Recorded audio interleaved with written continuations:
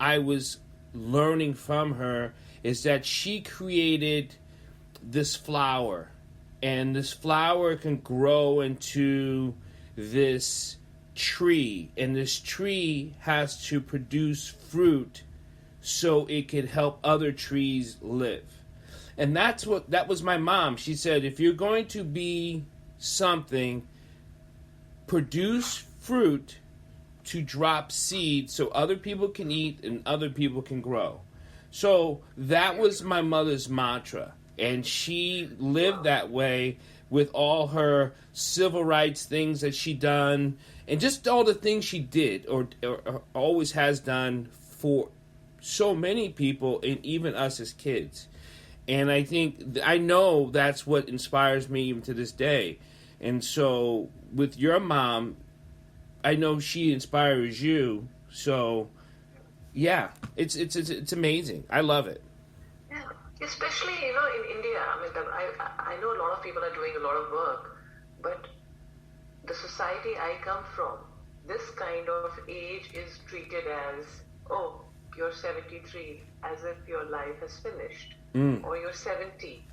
There's nothing to do. If you are not from that segment of life where there's a lot to do, or you're going out, or either you're going for some parties. Other than that, no one is doing here anything. Even if you're forgetting something, it's like, really, that's the age. We are supposed to forget, right? Yeah. But when they see my mother doing whatever she's doing with her drawings or the workout she's doing, people are not able to absorb that. Especially the society I live in. I mean, I'm not talking about India as a whole because there's a lot happening, fantastic things are happening. But when I say my society, where I live, segment of people I see, they have a lot of money. All they can do is enjoy, have fun. Not because of the pandemic, they're not being able to go out, but otherwise, they are just into themselves. So she has kind of opened the brain and the pathways to other people that this is also we can do. We can inspire others. So this is something I really like when we are working with her, and she puts in a lot of effort to be not where she was before. I know we just jumped right in, but before we get really going and before you introduce yourself, I want to say first, welcome to Mental Health Mondays. I'm Dr. Paul, and I have a dear friend of mine who's we've been friends for a while and been on other shows before. She's going to introduce herself. But Mental Health Mondays, it's about talking about mental health and about how we can create solutions, but about recognizing mental health. It seems to be such a problematic word, mental and health. Like, it's not about being mentally strong. It's not about being mentally weak. It's about being mentally health, meaning that understand what you're feeling and thinking and going through and how it results in the body, how it affects you, how it affects the loves in your life, and how you are transmitting, right? Because if you don't understand what you're transmitting, it has a cause and effect. So first, introduce yourself. So hi, I'm Dr. Shivani Khetan, and I am working for the mental health in India. I am working in the areas of healing, mental health, and hypnotherapy. And the one thing I really tell everyone is whether you are doing anything, please do a little bit of art every day. Why? Because it will help you to connect with yourself. It just gives you a feeling. You can just have few crayons lying, some papers, and just write what you're feeling. Now you might be feeling great, you might not be feeling great. At least it will help you to connect with yourself. And this is what I'm doing here, and I'm working a lot with dementia. So thank you, Dr. Paul, for inviting me. You always are very kind to me to get me here. Yes, the time frames are a little weird, but then thank you so much for calling me on this platform. I always enjoy coming here. Thank you. So, Dr. Shanani, so talk about the dementia that you're working with. Because, my mother, and we were talking about my mom, and before she passed away, she died of a stroke, but the last year and change, she had dementia. And I understand, being this neuroscience geek of me, I understand the proteins and the deficiency that cause a lot of the decay in the brain. But let's talk about the work you're doing with it. So most of my work started happening with my mother because due to pandemic, the society that I wanted to work with, they were kept inside due to the health reasons.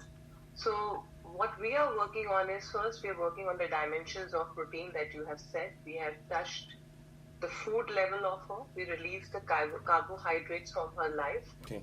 and it has helped her a lot. And as you know, the protein plays a very big role when it comes to your memory. So the food was taxing. There were times when I had to not tell her what I was feeding her. So we had to create food, like we were making some meatballs and telling her we were doing, it's a normal ball of a potato or something, and then we had them framed in vegetables and everything. I created an egg tofu for her, and because egg is an integral part to eat every day for her. Yeah. So I am creating egg tofus at home, and we tell her that egg is used as binding, but it is full made of eggs. So those kind of things were introduced to her and tossed in a nice way because I cooked for her. She was feeling very nice that my daughter is cooking for me. So I was creating my experiments so that she does not know about the smell or something, because she has been vegetarian all her life. And I have been vegetarian all my life. But now I have switched to a protein diet. So I know how bad it can be when you have not been eating, and how a little smell can also put you off. So the food did its part. Then we were doing art therapy with her. Every single day I've done art therapy with her. We have done movement with her. We introduced movement. She started expressing through her body. Yes. Which no one tells them. They're very shy. They just sit like this. So we started opening her with her music. I put her into her house where we had a beautiful music playing all the time. And she just, but you have to see her. There's a whole change in her that has happened. And she was repeating a lot. As you know, the dementia patients only remember the past. Yes. If they've eaten also or not, they will just forget like this. We started working on that. We used to ask her, are you hungry? And she said, no. And slowly, she became present of her environment, of herself, that no, I've eaten. And then came a part where she started expressing, I like this, I do not like this. I'm not happy to do this.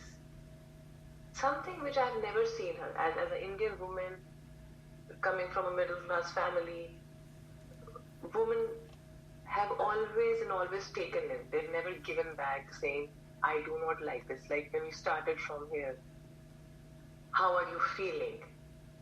Being very much connected to your mental health. And now I see her expressing. Dr. Shivani, let me ask you, because cultures have a lot to play with how we understand ourselves. Is that correct?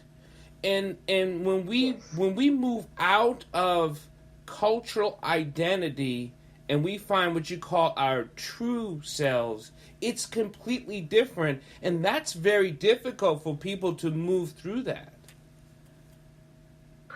Absolutely. Culture plays a very big role. That's why they say if you want to know a person better, you need to understand their language. Mm-hmm. And the moment you start speaking their language, you start to understand what do they like, where is his history, where they come from. So the culture plays a very big role. As Indians, our culture for women has been very different. Mm-hmm. Not that it's not an opening society. It is an opening society. Right. But in segments of life where some women were not good in their studies. So what do they do? They were just cooking, washing, taking care of their children. And that is something all the life I've seen my mother doing. I think right now what she is, she's understanding. I always thought she was intelligent. But I could never see the areas where I found her intelligent, except she was a great friend to me all my life. Right, right. So now I see her opening up. She wants to wear Western, all that things she was told as a child or as a woman or as a wife not to do. Yeah, yeah. She wants to experiment that. And that's very much nice because she's opening up to new things in life. So her culture had kept her inside like a shell. Now she's trying to open up and see what is the good part that I've missed in life and what is something I need to acknowledge. If I'm angry, I need to express that. Her anger also she was not expressing. You know, this is you brought up mental health. I know we got to get away from this, and I say it a lot, these constructs of what we think it is. And recently, for myself, and I'm so glad to have mental health because I get to talk to a mental health professional like yourself, and I get to get my own counseling in my own way. I have daughters who are in relationship situations. I have sons who are going through their own emotional growth. I have my personal self where I feel saddened that I can't help them as, quote, dad, or I'm moving through my own emotional growth. And we talk about these changes, but more importantly, it's about expression. Does that make sense? Yes, it does. It absolutely makes sense. Like you said, you have your own children, and sometimes even if you know a lot, you're not able to help them out because you are their dad. I so many times put myself into that situation. But the point is, I've seen this. If I'm clearer in my work and my thought process, even though I might not be able to help my own children or my own family. Right. But if they see what I am saying and doing is same, they do come back to us. Because they know they're consistently doing what they are saying to others. It's not I said something to someone, I did my session, and then I'm back to my square one. No, it's not like that. So if you are you're living your life like that. I see you a lot on Instagram. I see a lot what you're talking about. So you are consistently trying to improve yourself. So even if you're stuck, that you're not able to help them, you will always be there to discuss. And then what they do, you will not be someone who will say, no, you have to do this or you have to do that. So I think that's perfectly all right. And sometimes you're not able to help them, but listening is also helping. And it's not about trying, like you said, it's not about trying to fix it. It's, to me, it is listening. And listening's very difficult for people when they're stuck in a box in their own emotional self. And that's why I think I've always told anyone, I tell myself, express yourself, express yourself, express yourself. But I know people have a hard time trusting who they're expressing to. Now, how can someone break that barrier of trust? Well,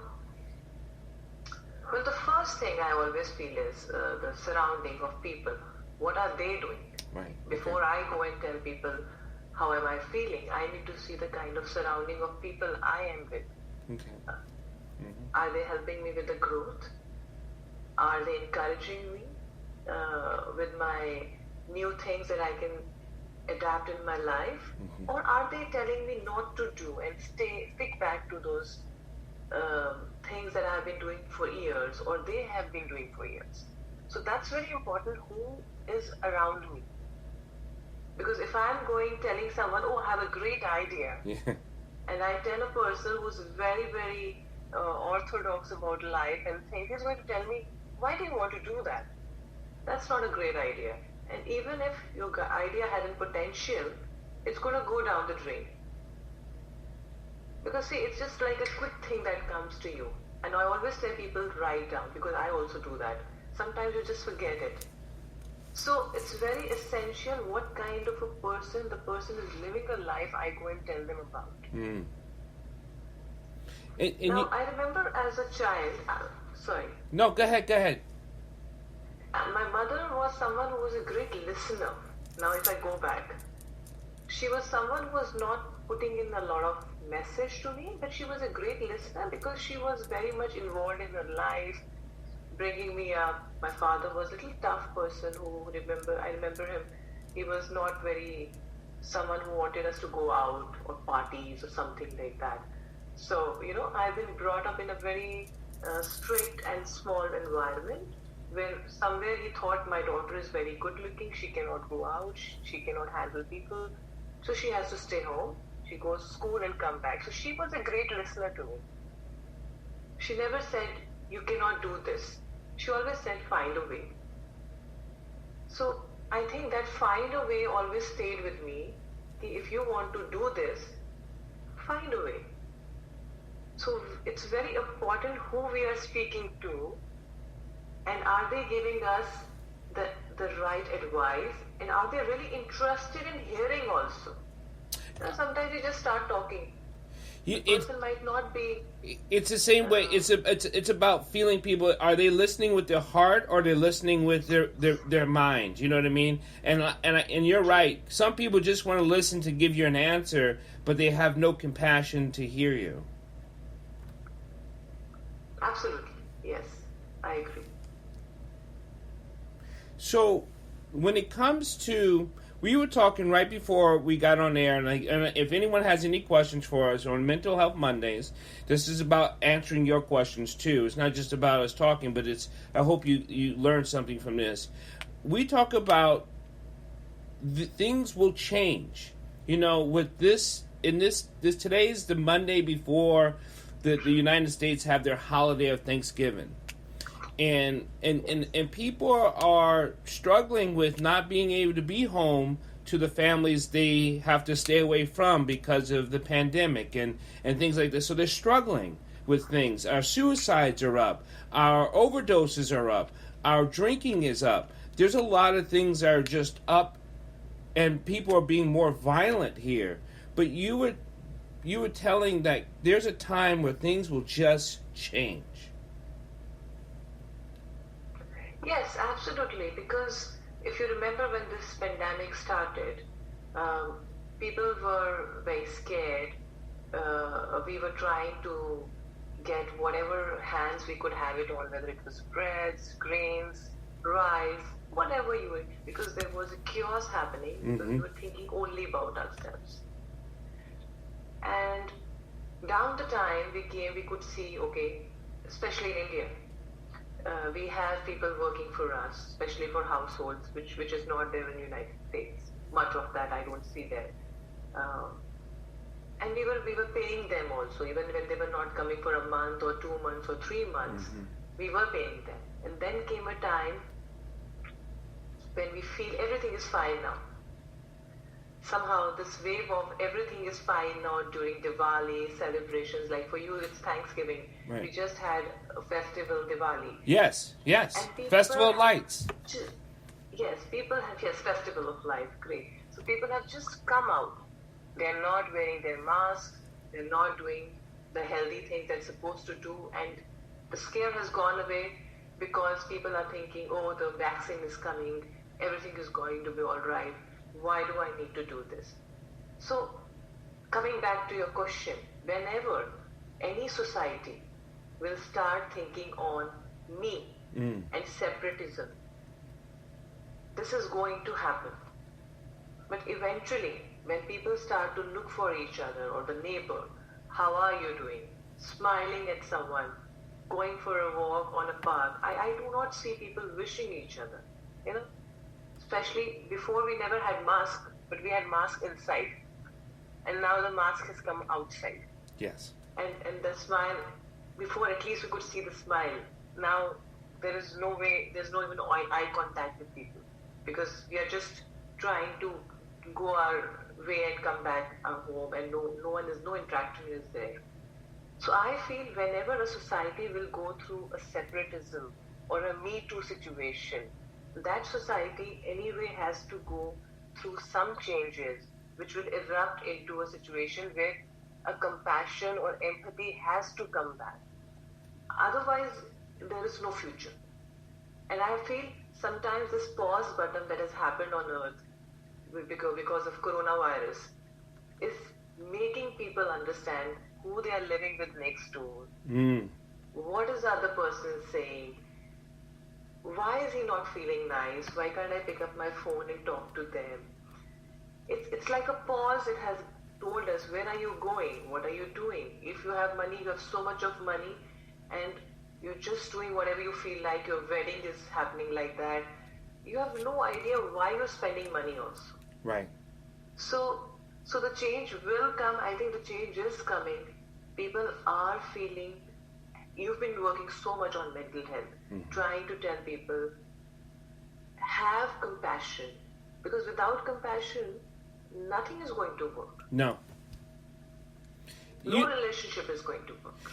Here's the thing. I think people who, and I get asked this question a lot in inboxing and stuff, is I am compassionate. They say, I am compassionate. Why do you think, can someone build compassion? First of all, I say compassion doesn't just fall on you. You have to practice developing it. You just don't just have it. You have to develop it. Like, you have to grow it from your beginning, not from a beginning. Like, I couldn't give you compassion to be like, I got it. Thanks. So, and people say, well, how do they develop it? What's some of your ways can people develop compassion? So the first easy way is you start with yourself. First, everyone says, I'll come back to compassion, but before that I'll touch upon a very small thing. I love you. Whenever you're in love with someone, I love you. And these days people just throw this word like this. But has anyone thought, am I lovable? Right. Why someone has to come and tell me, I love you? Right. Am I lovable? Right. Am I loving myself? Am I taking care of this body? Am I taking care of my needs? Am I taking care of, like, my brain also requires a certain amount of food, which is meditation, silence, giving myself love, the surrounding of people. So compassion will come from those things. If I'm eating well, I'm keeping myself hygiene, I can listen to things, I can take feedback, I'm not controlling. So there is a lot of work I have to do on myself to reach to the compassion which is for myself. Now once I am compassionate about myself, I will pour out what I have. If I am full of hatred, I'm going to give you hatred only, no matter what. No matter what. And I tell people, if you, and this is very also difficult for people, and then maybe just because the way I've studied and practiced my life, and anyway, but if you have a dislike, and actually I dislike something, you will give that off to other people. It's not because you dislike them or what they're talking about, but inside of you, it will transmit. It has to. True. It's a very old saying which never used to make sense to me as a child. Like, an orange will give you an orange juice only, or an apple will give you an apple juice bag. Ugh. I was just like, well, what kind of a thing is this? And then I realized, yes, if I'm angry, I'm going to take out anger only. No matter someone is saying so much good about things, but I'm getting triggered by something in him. That's right. And it's not him. It's my own weakness which I'm not liking. So I have a lot of relationship people coming to me and saying, she doesn't do this, he doesn't do that. So the only one question I can ask one person is, have you tried to understand why his problem that he's doing or not doing, why is it hindering you so much? Right. You're sitting fine. It is you who's complaining. So that means those complaints are your complaints. But then it's not very easy for people to listen to that. They're like, oh, it's his problem. Why is my problem? But then you are the one who's pointing it out. So, so no one wants to work on themselves. So that means the compassion of themselves is only missing. I think one needs to build your own love for yourself first. Do you think the United States has been, as you watch our political things fall out across the world, and it does affect India and affects globally, and things that happen here has happened in India and it has happened in other countries, and that is that division of cultural separation. The hard question is, it will get better. Do you agree or disagree? Or do you think it's just the way things happens because of human condition? I would never say human nature. No, I absolutely feel it's going to get better because change is anyway inevitable. Right. So like I said, there will be a certain amount of people who will not agree with that. And we have seen people go away they've dropped like anything from earth. Mm-hmm.